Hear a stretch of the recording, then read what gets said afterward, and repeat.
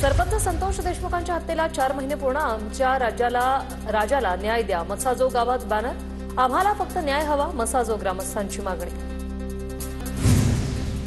मसाजोगमधील आवादा कंपनीचे पवनचक्की प्रकल्पात सुरक्षा व्यवस्था. संतोष देशमुखांच्या हत्येला 4 महिने पूर्ण झाल्यानंतर आवादा कंपनी परिसरात सुरक्षा वाढवली. ड्रग्ज तस्करी प्रकरणी तुळजाभवानी मंदिराच्या 13 पुजाऱ्यांची नावं आल्यानं खळबळ. तुळजापूर ड्रग्ज प्रकरणात गुन्हेगार म्हणूनच तपास. 21 आरोपी निष्पन्न. आतापर्यंत 14 आरोपींना अटक. पोलीस अधीक्षक संजय जाधव यांची माहिती. तुळजापूर ड्रग्ज प्रकरणात पुजाऱ्यांना बदनाम करण्याचं षडयंत्र. तर नाव आलेल्या पुजाऱ्यांचा देवीच्या पूजेशी संबंध नाही. पाळीकर पुजारी मंडळाचे अध्यक्ष विपिन शिंदेंची माहिती.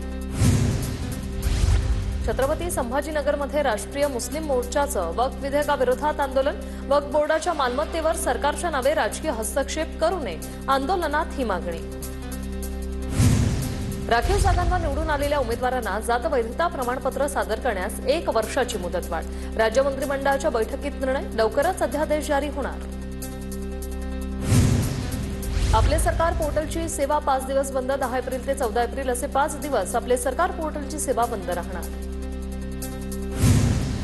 सिंधुदुर्गातील सर्व 432 ग्रामपंचायतींच्या सरपंच पदाचं आरक्षण सोडत जाहीर. महिला आरक्षणानुसार 216 ग्रामपंचायतींवर महिला सरपंच विराजमान होणार.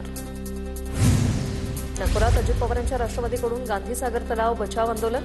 सौंदर्यीकरणाच्या नावाखाली तलावाचा ऱ्हास होत असल्याचा आरोप. गॅस दरवाढी विरोधात जळगावातील राष्ट्रीय महामार्गावर पवार गटाचं रास्ता रोको आंदोलन. महामार्गाच्या मधोमध गॅस सिलेंडर ठेवून जोरदार घोषणाबाजी. कोल्हापुरात अत्याचार पीडितेचा विनयभंग करणाऱ्या पोलीस नाईकाला अटक. 6 दिवसांपासून फरार असलेल्या पोलीस नाईक चेतन घाटगेला आजऱ्यातून अटक. नाशिकच्या ग्रामीण भागात भीषण पाणी टंचाई. येवला तालुक्यातील ग्रामीण भागात 9 टँकरद्वारे पाणी पुरवठा. जालना जिल्ह्यात 32 टँकरद्वारे पाणी पुरवठा सुरू. बदनापूर तालुक्यात सर्वाधिक पाणी टंचाई. 7 गावं आणि 4 वाड्यांना 14 टँकरद्वारे पाणी पुरवठा. नाशिक जिल्ह्याला पाणी टंचाईच्या झळा. नाशिकमधील 5 तालुक्यात 14 टँकरनं पाणी पुरवठा.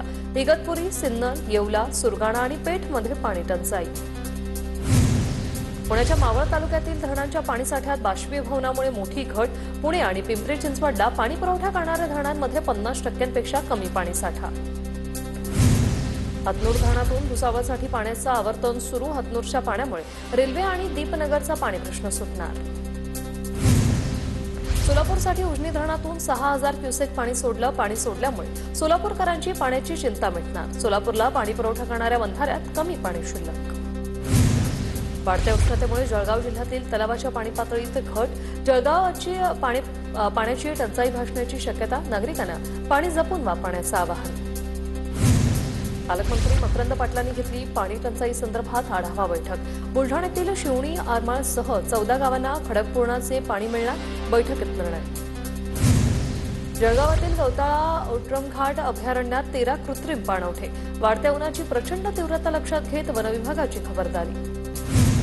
नांदेडमधील कठडे नसलेल्या विहिरींना 1 महिन्यात कठडे बांधा. नांदेडच्या जिल्हाधिकाऱ्यांचे आदेश. आलेगाव शिवारात ट्रॅक्टर विहिरीत पडून झालेल्या अपघातानंतर हे आदेश.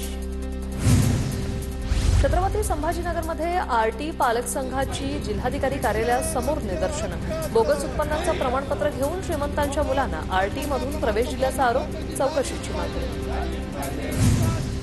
साताऱ्याच्या कराडमधील ब्रिटिशकालीन कोयना पुलाच्या जागी आता नव्या 4 पदरी पुलाची उभारणी होणार. आमदार अतुल भोसलेंच्या प्रयत्नांमुळे 50 कोटींचा निधी मंजूर. नंदुरबार जिल्ह्याला लवकरच 108 रुग्णवाहिका मिळणार. पालकमंत्री माणिकराव कोकाटेंकडून रुग्णवाहिका उपलब्ध करून देण्याचं आश्वासन.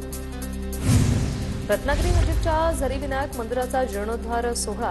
जगद्गुरू नरेंद्र महाराज, उद्योगमंत्री उदय सामंत, राजन साळवी यांची सोहळ्याला हजेरी. बीडच्या पळीत श्री काळारामाची पालखी सोहळा पारंपरिक पद्धतीने संपन्न. मोठ्या संख्येने भाविक सहभागी. बीडच्या आस्तिक महंत काशीनाथ महाराजांच्या नारळी सप्ताहाचं आयोजन. सप्ताहासाठी भाविकांची मोठी गर्दी. बुलढाण्यात 11 एप्रिलला महात्मा ज्योतिबा फुले यांची भव्य दिव्य जयंती. समता भूमी ते सत्यशोधक भूमीपर्यंत निघालेली मशाल यात्रा बुलढाण्यात दाखल. ठिकठिकाणी मशाल यात्रेचं स्वागत. हिंगोली दत्तात्रय तळणी महामार्गाचं भूमिपूजन. मंत्री शिवेंद्रराजे भोसले यांच्या उपस्थितीत भूमिपूजन सोहळा संपन्न.